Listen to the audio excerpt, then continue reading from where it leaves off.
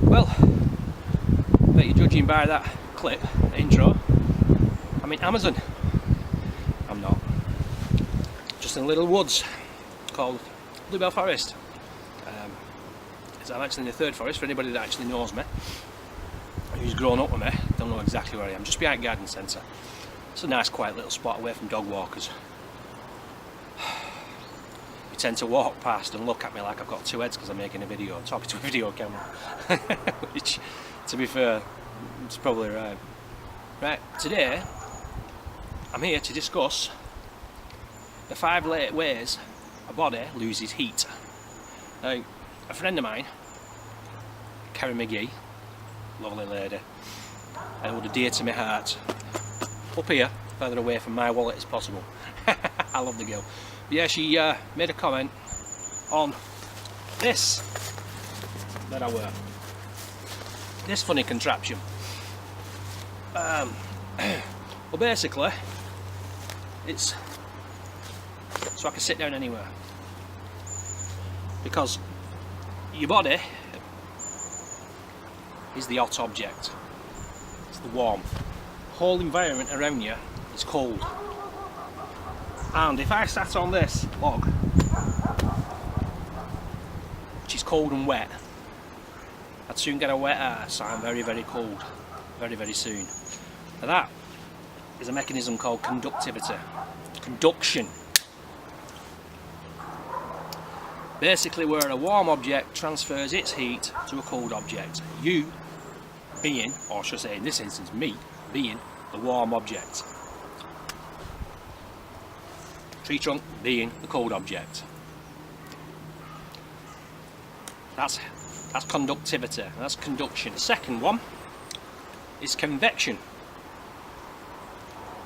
Now, convection basically is where heat is taken away from your body, similar to conduction, but how can I explain it? Taken away from your body, say through wind. Basically, you take your coat off and you have a jumper, just a jumper on, and you sit there for the length of time. You're like, whoa, that wind's cutting through me. Oh, that wind's come up, it's starving me. Basically, that is convection. It's coming through your layers and it's robbing the heat off your body. It's blowing and cooling your body too far. That's another way of losing body heat through convection. Your third one is radiation. Basically, you're the hot object and you're radiating your heat out into the environment.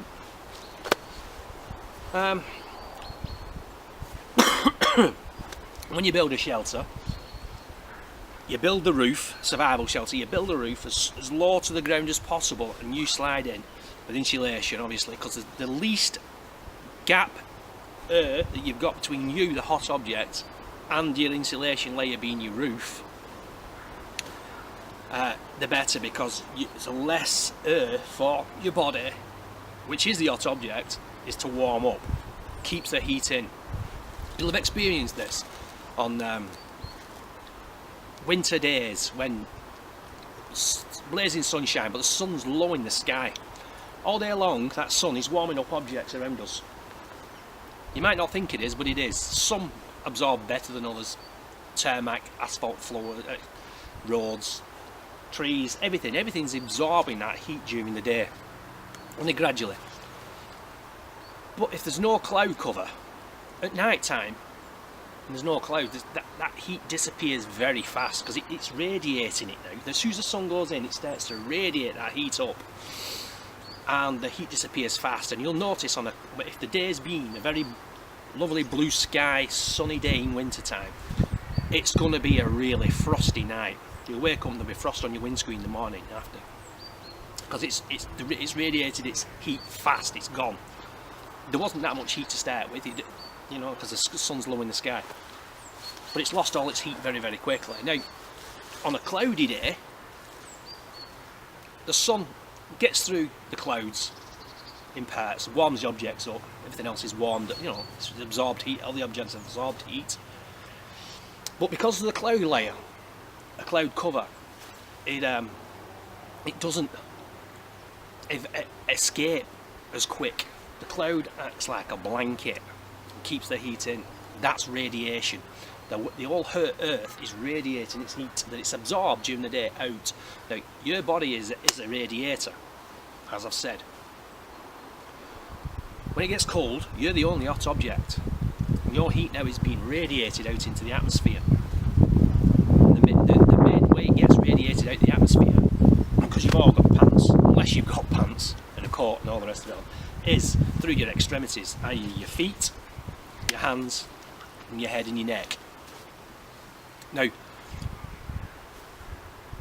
the reason for this is your blood in your extremities. So I'll take your hand for example. If you look at the back of your hand, it's got blood vessels that run close to the surface.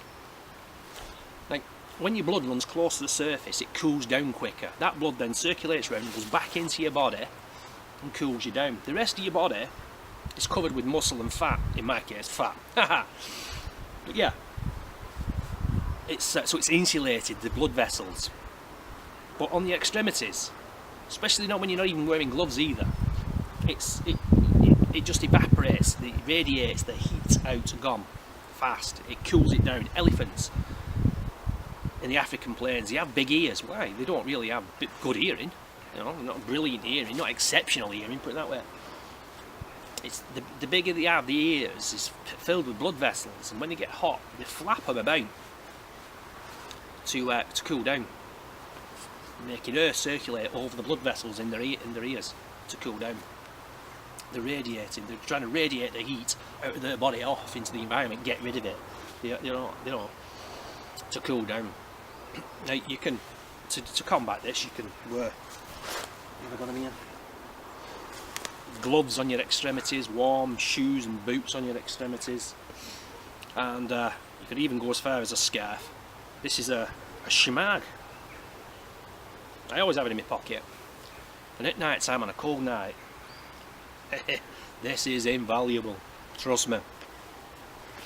You can turn it into a hat, goes over your head, and you can come around your face. I'm not going to do it now.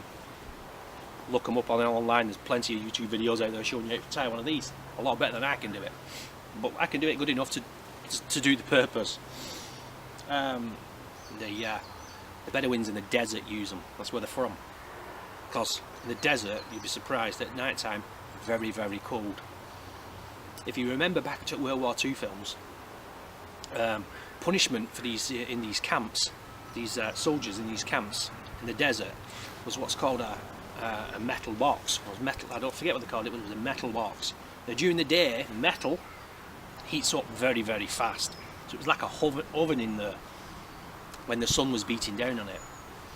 But have you ever sat in your car at night time when it's cold? It's really cold. Very far colder than outside. Cools down very quick too. So at night time, them same prisoners that was in it during the day was sweating. I was going to swear then. They were sweating their head off. At night time, the freezing cold. It's like a fridge. So it goes from one extreme to another. It must have been ultimate torture. But yeah, that's your body radiating and heat radiating off into the environment. So that, number 3 covered. 4th one, respiration. Yeah, respiration. That is basically, like I say, your body is a hot object. The environment is your cold object again. And when you're breathing in the cold air from the outside, you're losing body heat by you trying to warm up that air inside your body. And then when you breathe out, I don't know if you can see it today, that is your heat escaping out your body through respiration. You can combat that by basically, like I said, with one of these shemags. You can use it as, I forget how they do it, they put it over. In fact, I'm going to actually tie it for you, if I can remember. Get ready for a laugh.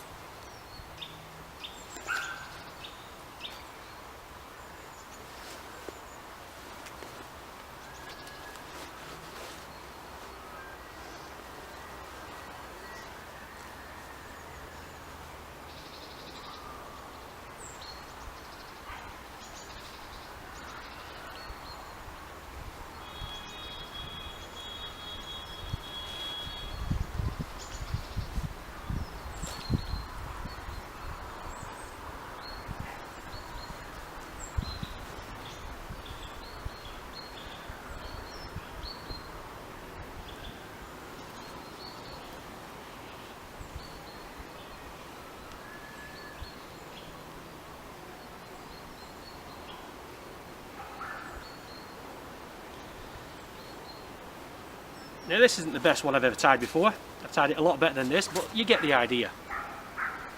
You get the idea.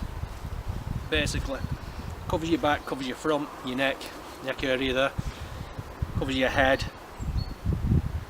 and it covers over your face where you breathe out and breathe in. So it acts like a filter, a preheater would have it. As you're breathing in, the air that you breathed out has been warmed up, has warmed up the fabric on the scarf as you breathe out. So as you breathe in again, the air then is warmed up as it's coming back in before it even gets into your mouth. So it cuts down the amount of heat lost through respiration. Right, perspiration, your last one, your fifth and final one. That's sweat. Now, you've got all your clothes on, and you're marching through the jungle, or over the hills, moors, or whatever it is you're marching. You've got your backpack on, you're sweating your nads off. Head's coming out with sweat, everything. That your body now is cooling down. That's what it's meant to do, sweat. But what's happening is your layers underneath are absorbing this sweat. Like, that's alright while you're moving. But the second you stop, now like I have, that rapidly cools your body. I mean rapidly cools your body, because your base layers are wet through. If you're on like trudging over the moors and you've got all your backpack on and stuff, the best thing to do is wear layers of clothing, thin layers, multiple layers. I'll show you some of mine I've got on today. Obviously my top coat is my jacket. Under that I have a fleece,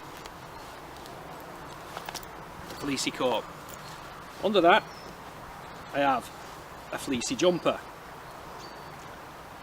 Under that a t-shirt, and then I have a wicking layer,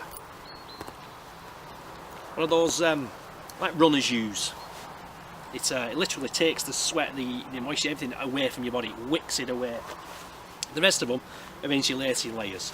Now if I was trudging over the moors or through the Amazon or whatever it is and I'm getting too hot, I could remove a layer until my body temperature leveled it out. You want to be comfortably cool. You don't want to be red hot, you do not want to sweat. The second you're sweating, that's bad, you're losing moisture and you're losing heat fast. You need to be comfortably cool.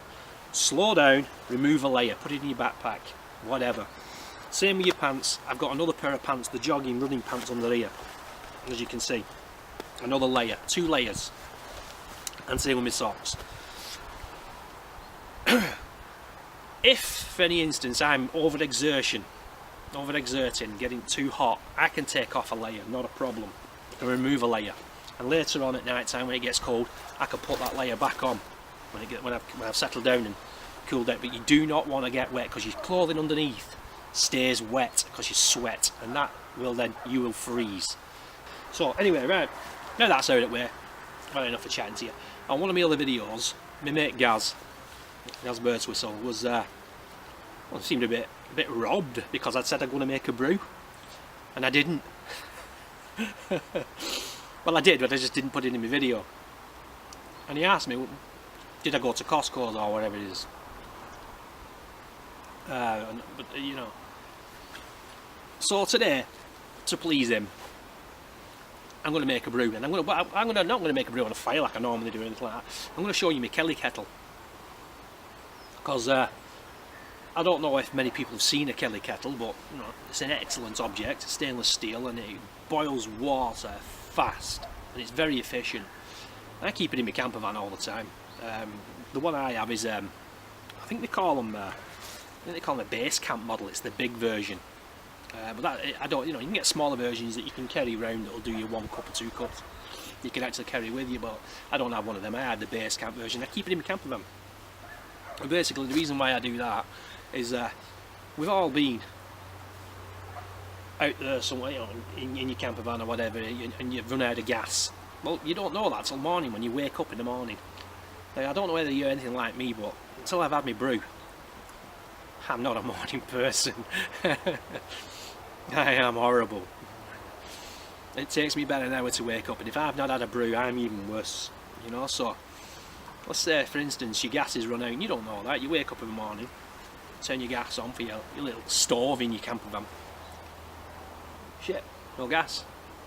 How am I going to have a brew? I'm going to have to find gas to go and make a brew. Well, I keep my Kelly Kettle with me. Get a few twigs, light it up. Boom, get me a brew made. A little bit of inconvenient, really. It's easy to flick a switch and get the kettle going, I suppose, but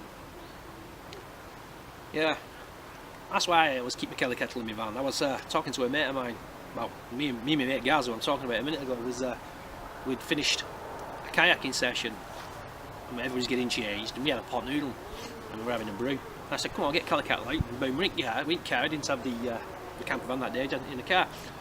And I laid here and I made me around, and we're eating pot noodles, and my mate's buzzing his tits off. He's like, yes, yeah, this is what you need after finishing a kayaking session. Nice warm dinner and a brew and everything. My mate Roy walks past, he has a camper van, Roy Booth. And I said, hey Roy, have you got one of these Kelly Kettles? And he went, figuring out what I want them for, I've got a van. And that's what triggered me to think, what if your gas goes? What are you going to be like in the morning, Roy? A brew. Yeah, well, yeah.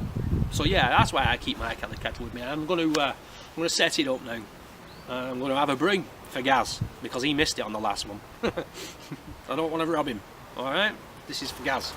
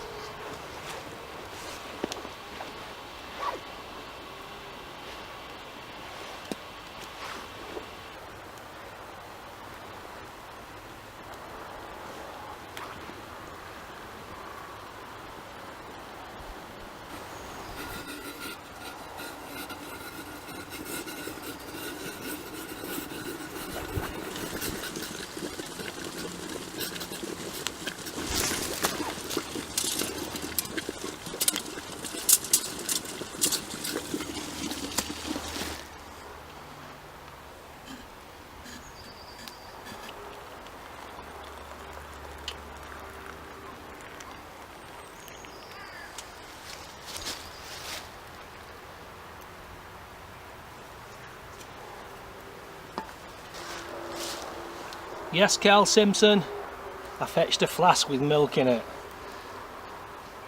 And I like my brews fresh. I like my milk cold.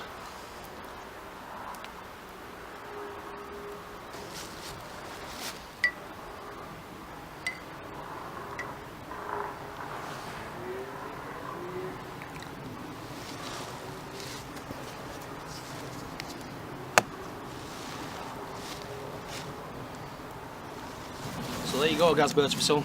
This is for you.